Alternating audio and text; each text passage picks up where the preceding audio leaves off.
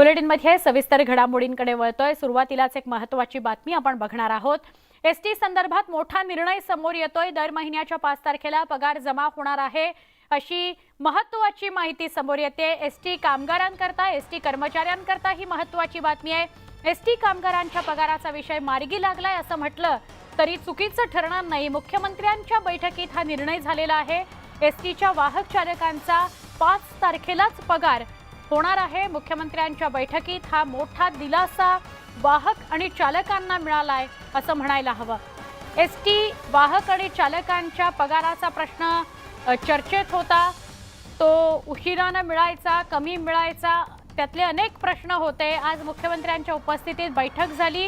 ही बैठक अजूनही सुरू आहे। या बैठकीमध्ये वाहक आणि चालकांना दर महिन्याच्या 5 तारखेला पगार त्यांच्या खात्यात मिळणार आहे अशी माहिती समोर आली आहे।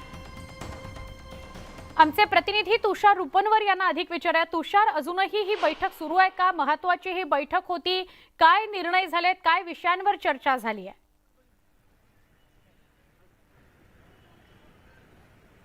सुवर्णा, एसटी कर्मचाऱ्यांच्या संघटनांसोबत ही महत्त्वपूर्ण बैठक मुख्यमंत्र्यांच्या दालनामध्ये सुरू होती। स्वतः मुख्यमंत्री, उपमुख्यमंत्री, भाजपाचे विधान परिषद आमदार गोपीचंद पडळकर, सदाभाऊ खोत आणि विविध एसटी कर्मचारी संघटनांचे या ठिकाणी आपल्याला प्रतिनिधी उपस्थित असल्याचं पाहायला मिळतं आहे। शिंदे आणि फडणवीस सरकारने एसटी कर्मचाऱ्यांच्या मागण्यांकडे आपल्याला गांभीर्याने घेतल्याचं पाहायला मिळतं आहे। त्यामुळेच राज्याचे शिंदे फडणवीस दोन्ही प्रमुख नेते या बैठकीला उपस्थित आपल्याला असल्याचं पाहायला मिळतं आहे। ही बैठक संपलेल्या बैठकीमध्ये काही महत्त्वपूर्ण असे निर्णय देखील झालेले आहेत। आपल्यासोबत स्वतः बोलण्यासाठी आमदार गोपीचंद पडळकर आहेत। त्यांच्या हातामध्ये या ठिकाणी निवेदन देखील आहेत। काय नेमक्या मागण्या मान्य झाल्यात आपण त्यांच्याशी संवाद साधतोय। सर, काय सांगाल? तुमची मुख्यमंत्री आणि उपमुख्यमंत्र्यांसोबत बैठक संपन्न झाली, काय नेमक्या मागण्या मान्य झाल्या? मी माननीय मुख्यमंत्री एकनाथ शिंदे साहेब आणि माननीय उपमुख्यमंत्री देवेंद्र फडणवीस साहेब यांचं अभिनंदन करेन। अभिनंदन यासाठी करेन की एसटी कर्मचाऱ्यांच्या प्रश्नावरती आजच एसटी कर्मचारी आझाद मैदानावरती आंदोलनाला बसले, तर लगेच तात्काळ त्यांनी दुपारी 2 वाजता बैठक बोलावली। एमडी, महामंडळाचे, परिवहन खात्याचे सचिव, मुख्य सचिव असे सगळ्यांची एक महत्त्वपूर्ण बैठक झाली। माननीय सदाभाऊ खोत, मी आणि एसटी कर्मचारी संघटनेचे काही पदाधिकारी या बैठकीला उपस्थित होते। या बैठकीमध्ये काही महत्त्वपूर्ण निर्णय झालेले आहेत। त्यामध्ये दर महिन्याला जो पगार मागे पुढे होत होता त्या बाबतीमध्ये 7 तारखेला पगार आपण एसटी कर्मचाऱ्यांचा करतोय। जी काही तूट आहे पगारामध्ये, एसटीचं जे उत्पन्न आहे आणि जे देणं आहे, पगार देणे आहेत, बाकीचे काही देणे आहेत, तर त्यामध्ये जी तूट आहे ती तूट 5 तारखेला, दर महिन्याच्या 5 तारखेला सरकारकडून एसटी महामंडळाकडे वर्ग केली जाईल। हा एकदम महत्त्वपूर्ण निर्णय झाला, जेणेकरून इथून पुढचे सगळे पगार वेळेत होतील। नंबर 1 हे सगळ्या कर्मचाऱ्यांची मागणी होती। नंबर 2 महत्त्वाचा विषय यामध्ये झाला की शिस्त आवेदन कार्यपद्धती जी आहे एसटीची ती फार त्रासदायक होती। समजा एखाद्या कंडक्टरच्या कॅशमध्ये एखादा रुपया चुकून अनावधानाने वाढला तर त्याला 100 पट दंड, एखाद्याचं तिकीट काढायचं राहिलं त्या तिकिटाचे 100 पट दंड, दुसऱ्यांना सापडलं तर 150 पट दंड, अशा पद्धतीची ती कार्यपद्धती होती। आणि गेले 1-2 वर्ष आम्ही या बाबतीमध्ये पाठपुरावा करत होतो की ही कार्यपद्धती रद्द करावी। हे सर अनेक महत्त्वाचे निर्णय झाले, मात्र महत्त्वाचा निर्णय आहे की यापुढे एसटी कर्मचाऱ्यांचा पगार हा 5 तारखेला होणार, 7 तारखेला होणार। 5 तारखेला राज्य सरकारकडून जी पगारात तूट आहे ती तूट सगळी वर्ग केली जाईल सरकारकडून महामंडळाला आणि 7 तारखेला त्यांचा पगार होणार। कॅशलेस मेडिक्लेम हा महत्त्वाचा विषय आहे, जो एसटी कर्मचाऱ्यांसाठी अत्यंत महत्त्वाचा विषय आहे। तो लागू करण्याच्या संदर्भातल्या सूचना माननीय मुख्यमंत्री, उपमुख्यमंत्री महोदयांनी। तुषार, आभार सविस्तर माहिती दिली त्याबद्दल। पुढच्या बातम्यांकडे वळूया। कायदा कायद्याचं काम करतो, कोर्टातही कायद्यानंच निर्णय होतात, मात्र लहान मुलांना कायदा काय असतो याची माहिती नक्कीच नसते। मात्र कायद्यानं घेतलेल्या निर्णयाचा लहान मुलांवर कसा परिणाम होतो याचं दुर्दैवी उदाहरण कोर्टात दिसून आलं। दुपारच्या सुटीनंतर मुंबई हायकोर्टाचं कामकाज सुरू झालं। एका अवघ्या 11 वर्षाच्या चिमुरड्याच्या कस्टडीची केस होती। हा मुलगा अवघा 5 वर्षांचा असताना त्याच्या आईनं कॅन्सरशी झगडत या जगाचा निरोप घेतला। तेव्हापासूनच हा मुलगा बोरिवलीत मामाकडेच राहतो। त्याचं पालन पोषण, शिक्षण सगळंच मामा करतो। याच मुलाच्या वडिलांनी मुलाच्या ताब्याकरता हायकोर्टात धाव घेतली। केसची सुनावणी झाली। कोर्टाने चक्क त्या लहान मुलालाही कोर्टात बोलवून विचारलं की कुठे राहायला आवडेल। मुलानंही मामाकडेच असं उत्तर दिलं। मात्र आईविना मुलाच्या योग्य भविष्यासाठी कायदा आधारावर कोर्टानं मुलाची कस्टडी त्याच्या जन्मदात्या पित्याला दिली। आदेश झाला, सगळं कोर्ट आवारातून बाहेर पडलं। कस्टडी मिळालेल्या पित्यानं चिमुरड्याला कडेवर घेतलं आणि मुलाचा टाहो फुटला. मला मामाकडे जायचंय असा घोष त्यानं लावला. जवळपास 20 मिनिटं हे सगळं नाट्य सुरू होतं. अखेर पोलिसांनी हस्तक्षेप केला. त्या मुलासहित सगळ्यांना घेऊन पुन्हा कोर्टात नेलं. आता यात कोर्ट काय तोडगा काढतं हे बघणं महत्वाचं आहे.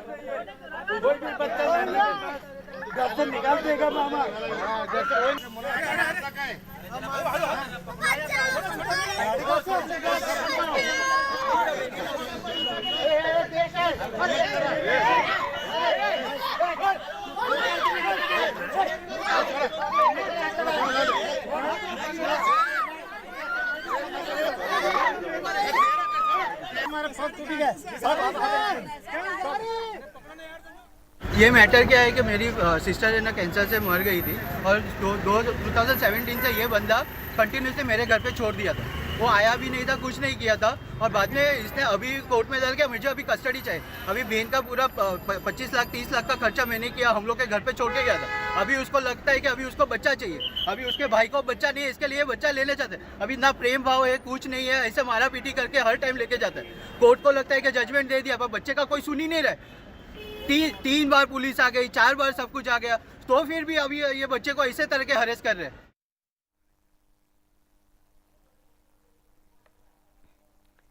नाशिक जिल्ह्यात कांद्याचे दर कोसळल्यानं विविध ठिकाणी सोमवारी कांदा उत्पादक शेतकऱ्यांचं आंदोलन करण्यात आलं. मात्र आता कांद्याची खरेदी नाफेडमार्फत सुरू करण्यात आली आहे. 2 दिवसात नाफेडकडून 3000 क्विंटल कांद्याची खरेदी करण्यात आली असल्याची माहिती भारती पवार यांनी दिली. कांदा निर्यात देखील सुरू असून विरोधकांकडून अपप्रचार सुरू असल्याची माहिती भारती पवारांनी दिली.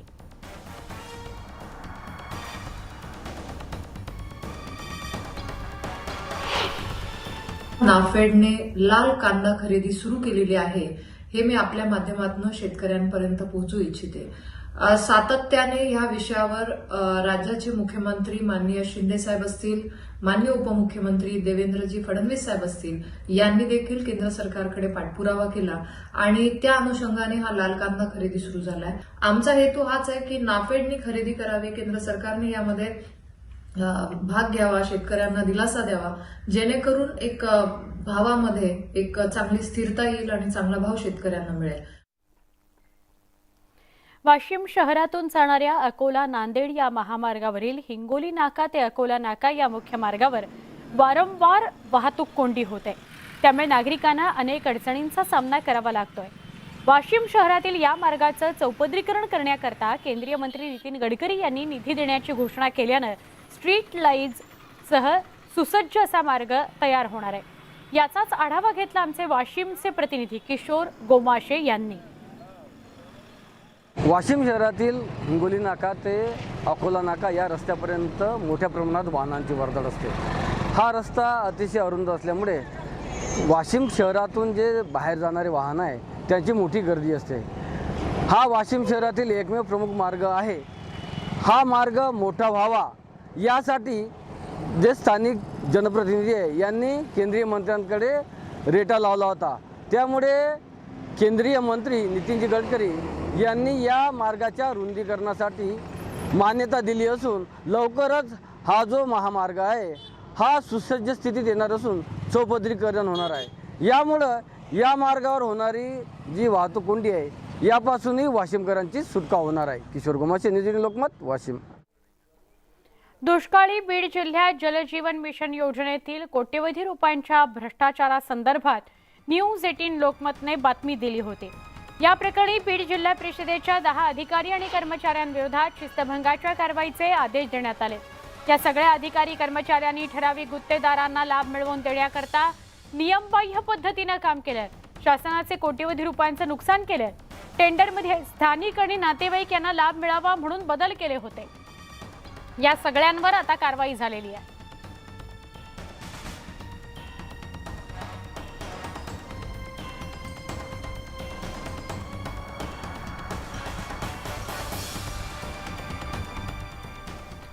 रायगडमधील आरसीएफ विस्तारीकरण प्रकल्पाविरोधात स्थानिक आक्रमक झालेत. पर्यावरण विषयक जनसुनावणी दरम्यान गोंधळ घालण्यात आला. हॉटेल साई इन इथं सुरू असलेल्या जनसुनावणी वेळी जोरदार घोषणाबाजी झाली. पूर्वीच्या प्रकल्पग्रस्तांना नोकऱ्या द्या, त्यांचे इतर प्रश्न सोडवा आणि त्यानंतरच जनसुनावणी घ्या, अशी स्थानिकांची मागणी आहे. RCF थळ इथं मिश्र खतांचा प्रकल्प प्रस्तावित आहे.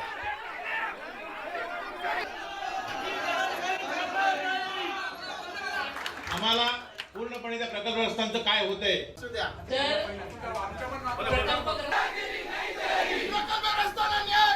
उस्मानाबाद आणि औरंगाबादच्या नामांतरानंतर अनेक ठिकाणांची नावं बदलण्याची मागणी होतीये. त्यातच बुलडाण्यातील सिंदखेड राजा गावाचं नाव जिजाऊनगर करण्याची मागणी करण्यात आली. मात्र या मागणीला राष्ट्रमाता जिजाऊंच्या वंशजांनी विरोध केलाय. जिल्हाधिकाऱ्यांनी नामांतराचा प्रस्ताव सामान्य प्रशासन विभागाला पाठवलाय. राष्ट्रमाता जिजाऊंचे वडील राजे लखोजीराव जाधव यांनी सिद्धपूर या शहराचं नाव त्यावेळी सिंदखेड राजा असं केलं होतं. त्यामुळे या शहराला ऐतिहासिक महत्त्व प्राप्त झाल्यानं सिंदखेड राजा शहराचं नाव बदलून जिजाऊनगर करावं. जिजाऊंच्या जाधव घराण्यातील वंशजांनी याला विरोध केलेला आहे.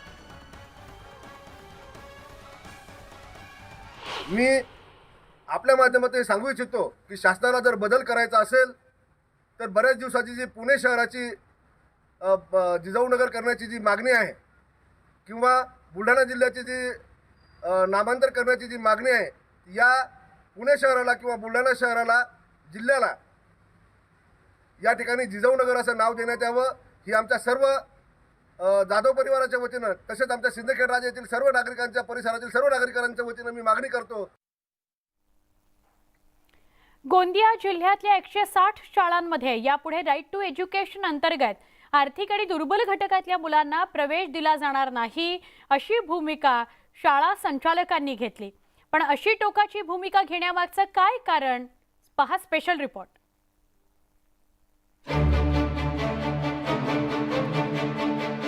सहा ते 14 वयोगटातल्या मुलांना शिक्षणाचा मूलभूत अधिकार असून त्यांना मोफत शिक्षण देणारा शिक्षण हक्क कायदा.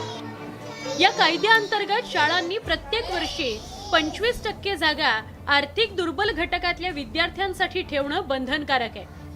केंद्र सरकार शाळांना त्या बदल्यात विद्यार्थी गणिक अनुदान देतात. पण गोंदियातल्या 160 शाळांना 2012-13 पासून 2021-22 पर्यंतचं अनुदानच दिलं गेलेलं नाही. प्रतिपूर्तीच्या अनुदानाची ही रक्कम 16 कोटींवर गेली आहे. त्यामुळे येत्या शैक्षणिक वर्षापासून RTE अंतर्गत विद्यार्थ्यांना प्रवेश दिला जाणार नाही, अशी भूमिका खासगी कायम विना अनुदानित शाळांच्या संचालकांनी घेतली आहे. आम्ही उद्याच शिक्षण अधिकारी, CEO, जिल्हाधिकारी यांना निवेदन देणार आहोत आणि हे रक्कम आहे हे त्वरित जर देण्यात आली नाही 16 कोटी रुपये तर ह्या वर्षी 2023-24ला कोणतीही शाळा गोंदिया जिल्ह्यातील हे RTEचे प्रवेश घेणार नाही. दरवर्षीप्रमाणे यंदाही RTE अंतर्गत प्रवेश द्यावाच लागेल. तो नाकारणाऱ्या शाळांवर कारवाई होईल, असं शिक्षणाधिकाऱ्यांनी सांगितलं. शाळा अशा प्रकारचे निर्णय घेऊ शकत नाही. त्यांना त्या शाळांमध्ये 25%चे प्रवेश देणे बंधनकारक असतात. जर एखादी शाळा अशा प्रकारचं जर नकार देत असेल तर नियमानुसार आम्ही त्यांच्यावर कारवाई करायचा प्रस्ताव हा शासनाकडे नक्की पाठवू. विद्यार्थ्यांचं शिक्षण अडू नये, त्यांचं नुकसान होऊ नये, यालाच प्राधान्य असायला हवं. पण 1-2 नाही, तब्बल 10-12 वर्षांचं अनुदान सरकार थकवत असेल तर शाळा तग धरणार कशा? शाळांचा आर्थिक फटका कोण भरून काढणार? त्यामुळे शाळांचं थकलेलं अनुदान तातडीनं देण्याची गरज आहे. गोंदियातल्या शाळांनीही कठोर भूमिका न घेता विद्यार्थ्यांचं नुकसान टळेल असा निर्णय घ्यावा, अशी अपेक्षा. गोंदियाहून रवी सपाटेसह ब्युरो रिपोर्ट, न्यूज 18 लोकमत. संध्याकाळच्या बातम्यांमध्ये पुन्हा एकदा स्वागत. मुंबई, कोल्हापूर, पुणे, नागपूरचं नाव बदला, असं खासदार इम्तियाज जलील यांनी म्हटलेलं आहे. त्यांनी तशी मागणीच केली आहे. कोल्हापूरचं नाव छत्रपती शाहू करा, पुण्याला महात्मा फुलेंचं नाव द्या, नागपूरला डॉक्टर आंबेडकरांचं नाव द्या, छत्रपती शिवाजी महाराजांचं नाव मुंबईला द्या, असं इम्तियाज जलील म्हणाले. औरंगाबादचं नाव बदललं, त्यावरून प्रतिक्रिया दिलेली होती. उन्नतीचं, विकासाचं काम कसं होणार? नुसती नाव बदलल्याने काय होणार, असा प्रश्न त्यांनी विचारला होता. आज पत्रकार परिषद घेतल्यानंतर त्यांनी ही प्रतिक्रिया दिली आहे की मुंबई, कोल्हापूर, पुणे, नागपूरचं पण नाव बदला. तो मैं कुछ सुझाव महाराष्ट्र की सरकार को देना चाहता हूं. 4 महाराष्ट्र के जो प्रमुख शहर है उन शहरों के नाम को भी आप फिर बदलें. मैं सुझाव देता हूं कि कोल्हापुर का जो नाम है कोई मतलब नहीं निकलता है उसका, लेकिन कोल्हापुर के अंदर छत्रपति शाहू महाराज का बहुत बड़ा योगदान है. छत्रपति शाहू महाराज ने सभी समाज के लोगों को लाकर एक समाज परिवर्तन का जो उन्होंने काम किया है वो काबिल तारीफ काम है. तो आप कोल्हापुर का नाम बदलकर छत्रपति शाहू नगर रख दीजिएगा.